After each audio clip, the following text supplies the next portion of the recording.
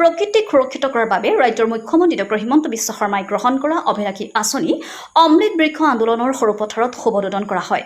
গোলাঘাট জিলা প্ৰশাসন আৰু গোলাঘাট বন সংমণ্ডলৰ সৌজন্যত বৃহস্পতিবাৰে সৰুপথাৰ চেয়াগুৰিস্থিত সতী সাধনী উদ্যানৰ বাকৰিত সৰুপথাৰ সমষ্টিৰ বিধায়ক বিশ্বজিৎ ফুকনে এই অমৃত বৃক্ষ আন্দোলনৰ শুভোদ্বোধন কৰে।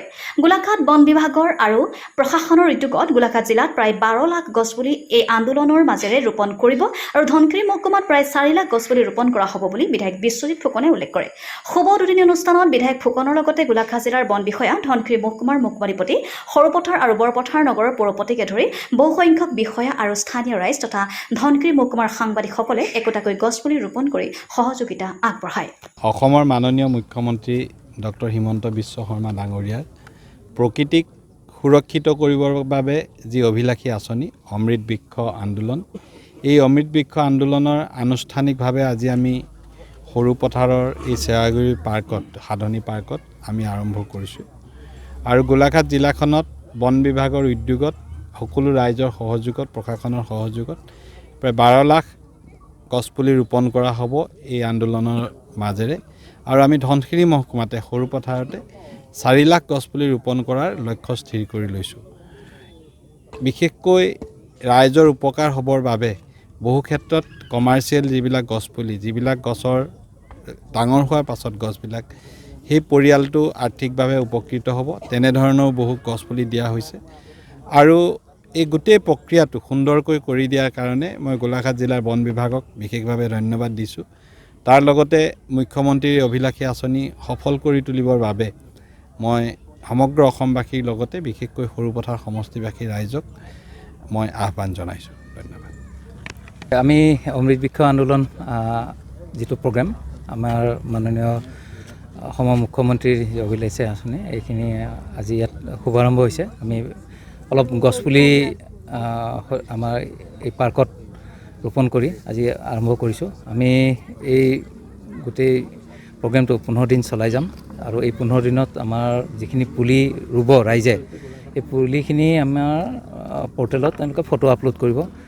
আপোনালোকৰ যোগেৰে, আপোনালোকৰ থ্ৰুৰে আমি এইটো আহ্বান জনাম ৰাইজক যে যিহেতু এইটো এটা মনিটৰিং ছিষ্টেম, সকলোৱে যেন প্লান্ট এটা গছপুলি লগায়, তেওঁলোকে ফটোটো আপলোড কৰে।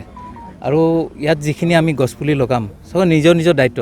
এইটো আমি পুলিটো দি মোৰ দায়িত্ব শেষ নহয়। মই পুলিটো দিলোঁ, ৰাইজক দিলোঁ, ৰাইজে লগাব। কেতিয়াবা আমাক যদি মাতে আমিও চাব যাম। আমি মনিটৰিং কৰা এটা আমাৰ কৰ্তব্য আছে। অকল ফটো আপলোড কৰিলে নহ'ব। আমি মাজে মাজে চাম, আমাৰ ভিডিঅ'সকলেও চাই, যোৱাবাৰ যেনেকৈ চাইছিলে। আৰু যিখিনি পুলি দিছোঁ এইবাৰ আপোনালোকে হয়তো দেখিছে, ভাল কোৱালিটি পুলি।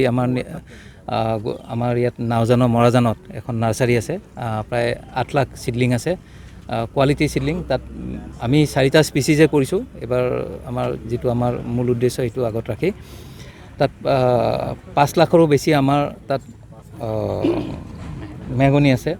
তাৰপিছত আছে আপোনাৰ হাঁচি কৈছোঁ, বগীপমা ৰুইছোঁ। আৰু আমি অলপ ৰাইজৰ সুবিধাৰ্থে আমি কিছু চেৰিকালচাৰ প্লাণ্ট যেনেকুৱা চুম আমি লগাইছোঁ।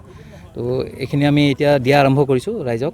পঞ্চায়তবিলাকত আমি দিছোঁ গাড়ীৰে। আমি অলপ অলপকৈ দিয়া আৰম্ভ কৰিছোঁ। আজিৰ ভিতৰত হয়তো গোলাঘাটৰ 102টা পঞ্চায়তত অলপ ইফাল সিফাল হ'ব পাৰে। আমি কমপ্লিট কৰাৰ কাৰণে আমি আজিৰ ভিতৰত ট্ৰাই কৰিছোঁ। অলপ অলপকৈ আৰম্ভ কৰিছোঁ, এইটো একেলগে গোটেইখিনি দিয়া নাই।